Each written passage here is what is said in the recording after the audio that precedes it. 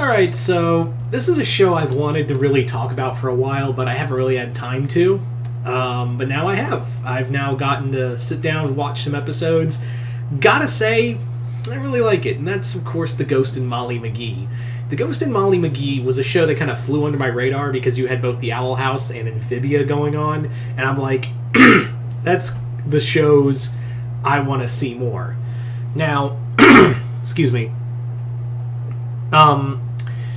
This show, even though it does have a supernatural element of a young girl befriending a ghost, it's actually more in line with like shows like Hey, actually no. It actually is like Hey Arnold and like slice of life shows. Even the original 90s Beetlejuice cartoon was very slice of life in its own way. And that's what I really think of this show, and I think a lot of the inspiration for that show came from is the 90s Beetlejuice cartoon.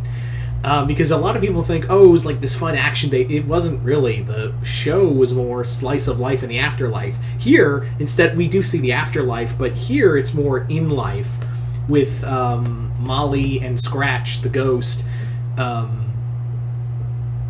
being out in these situations. And they're not like outlandish or anything. It's just, here's a situation Molly finds herself in because she's too loving. And I'm like, that's really cute. Like, the thing is like, the character of Molly Mcgee is that she's hyper, but she's not, like, over the top like Mabel or Star. She's more, like, overtly loving and especially to someone, Libby, who is very introverted, and is like, that's too much. I'm like, aw, that's adorable. Also, there's a song, and they do have songs in here, which are really good. The song itself, I'm like, there's no logical explanation that would explain, like, that that's just for a friend. Like, that song does not say for just a friend. I'm just saying.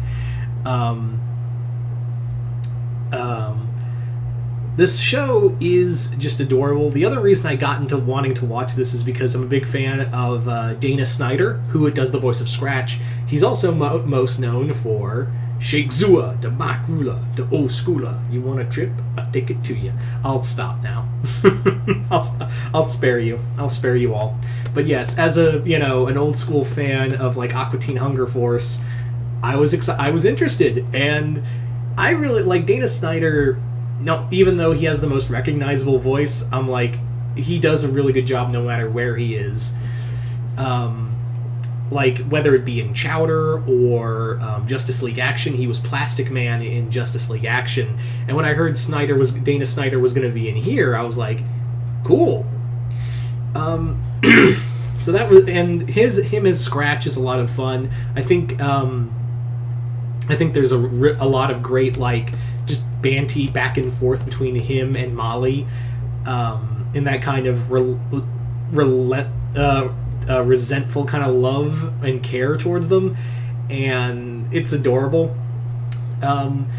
Libby, the character of Libby is also a lot of fun. I know a lot of people ship Libby and Molly together, which honestly I would not be shocked if they do end up as a couple. Like, there's a few moments in here I was like, this could either be a very close friendship or they're going to be a couple at one point. So I'm fine either way. If they just stay I'm fine with either if they just stay friends or become a couple. I know some people have shipped Molly with Andrea because the whole Luz Amity thing, but I'm like, I don't see it here. This is not the way.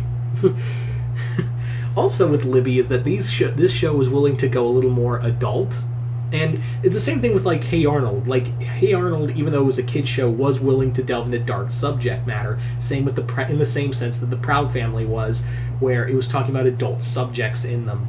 And The Ghost and Molly Mcgee does the same thing in that it actually talks about the Holocaust in one episode. Not like directly, but like when they're doing an episode about Hanukkah and talking about all the cool stuff that goes along with it, they actually bring up that Libby's family escaped Germany during the start of the Holocaust, and I'm like, holy shit, that got real.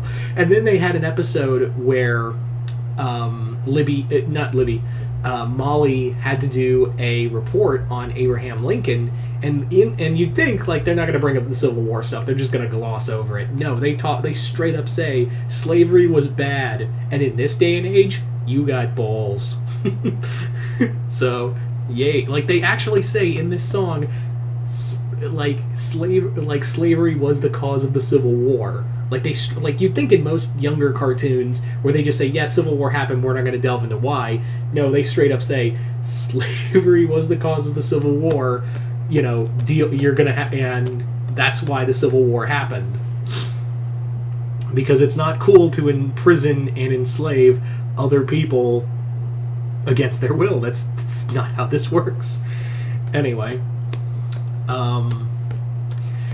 yeah, I see. That's the thing with a lot of people forget about when shows say they get too dark or too adult.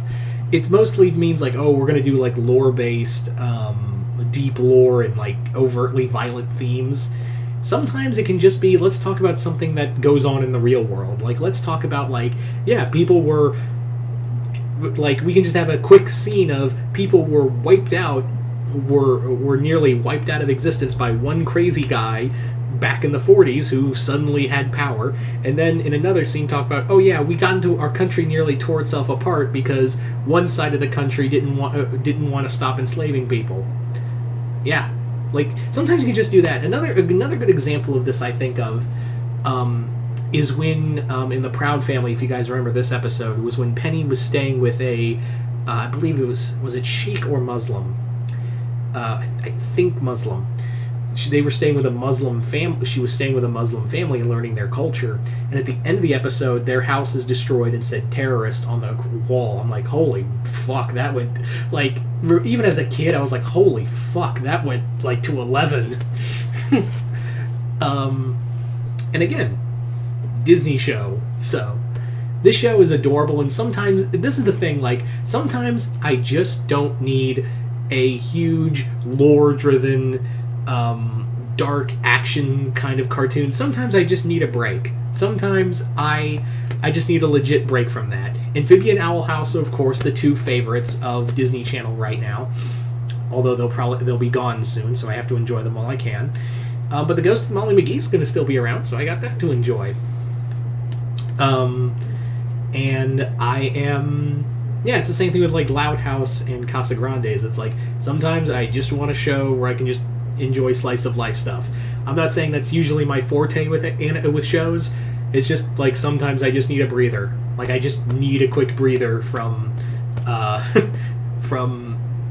you know, seeing one person get impaled on a flame sword. Sometimes I just need, like, a quick breather. Anyway.